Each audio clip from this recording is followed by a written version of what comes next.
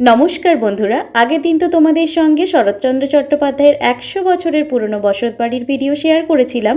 আজ তোমাদের সাথে শেয়ার করতে চলেছি সেই দিনের কাটানো আরও বেশ কিছু মুহূর্ত। আমরা গিয়েছিলাম হলদিয়া থেকে।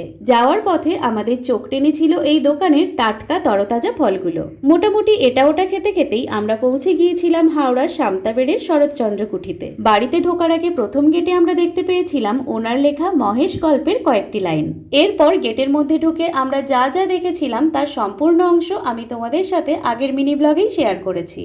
ওনার দোতলা বাড়িটি ঘুরে দেখার পরে আমরা ওই সামনের রাস্তা ধরে চলে গিয়েছিলাম রূপনারায়ণ নদীর পাড়ে। যাওয়ার পথে রাস্তার ডান দিকে প্রাচীরের মধ্যে আমরা দেখেছিলাম শরৎচন্দ্র চট্টোপাধ্যায়, ওনার স্ত্রী হিরণময়ী দেবী এবং ওনার ভাই স্বামী দেবানন্দের স্মৃতি সমাধি। মিনিট দুয়েক হাঁটার পরেই আমরা পৌঁছে গিয়েছিলাম রূপনারায়ণ নদীর পাড়ে। এই শীতের সময় এখানে নাকি মেলাও বসে, তবে কবে বসে সেটা আমার ঠিক জানা নেই। তার সাথে এটি একটি পিকনিকেরও জায়গা, তবে উচ্চস্বরে মাইক বাজানো এখানে বারণ। বর্ষাকালে আবার নদীর পাড়টা জলে ডুবে যায়। বিকেল বেলায় সূর্যাস্তের সময় নদীর পাড়টা একদম শান্ত স্নিগ্ধ লাগছিল। নদীর পাড়ে আবার কয়েকটা বসার জায়গাও করা রয়েছে, ওখানে বসে বসে সূর্যাস্ত দেখতে দেখতে বেশ খানিকটা সময় কাটিয়ে ফেলা যাবে। তবে আমাদের আবার সূর্যাস্ত দেখার মতন অতটাও সময় হাতে ছিল না, তাই বেশ কয়েকটা মুখরোচক খাবারের দোকান দেখতে পেয়ে আমরা প্রথমেই দাঁড়িয়ে গিয়েছিলাম ফুচকা খাওয়ার জন্য। ফুচকা খাওয়া শেষ করেই ঠিক পাশেই পেয়ে গিয়েছিলাম একটা মোমো দোকান।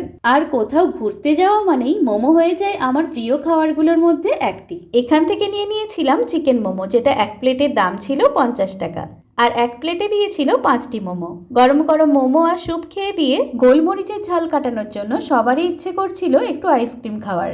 আইসক্রিম নিয়ে নেওয়ার পর এখানেই খাওয়ার পর্ব বন্ধ করে আমরা বাড়ির পথে রওনা দিয়েছিলাম। এই যে হাঁটতে হাঁটতে এসে পৌঁছেছি শরৎচন্দ্র কুঠির সেই প্রথম গেটে। এই গেটটির ঠিক বিপরীত দিকের পুকুরটিতেই থাকতো কার্তিক গণেশ নামে রুই কাতলা দুটি মাছ, যেটা তোমাদের আগের মিনি ব্লগেই বলেছিলাম। এই বটগাছের তলায় দেখো পুজোর পরে কার্তিক ঠাকুরগুলোকে এখানেই বসিয়ে রেখে গেছে। সেদিন আমরা যে শরৎচন্দ্র কুঠিতে গিয়েছিলাম সেই পরিকল্পনার পুরো কৃতিত্বই কিন্তু আমাদের গাড়ি কাকুর। উনিই প্রথম আমাদেরকে এরকম একটা ঐতিহ্য ভবনে যাওয়ার কথা মনে করিয়ে দিয়েছিলেন। তারপর ঘোরাঘুরি শেষে বাড়িতে কি নিয়ে যাব এটা ভাবতেই আমাদেরই এক বান্ধবী অনিতার মুখে শুনলাম এই দোকানে নাকি মিষ্টি দইটা খুবই ভালো হয়। তারপর আর কি, এখান থেকে মিষ্টি দই নিয়ে প্রজ্ঞার মুখে একটা মিষ্টি গান শুনতে শুনতে বাড়ির পথে চললাম। আজ যখনই ডাকে জানি তুমি দেবী সারা দিশা। দেখতে দেখতে যথাসময়ে ফিরেও এলাম বাড়িতে। আর বাড়িতে ফিরে আসার পর দইয়ের ভাঁড় রাখতেই আমার ছেলে তো ওটাকে খেলনা ভেবেই খেলতে শুরু করে দিয়েছিল। তো সেদিনের ঘোরাঘুরিটা মোটামুটি এটুকুই ছিল।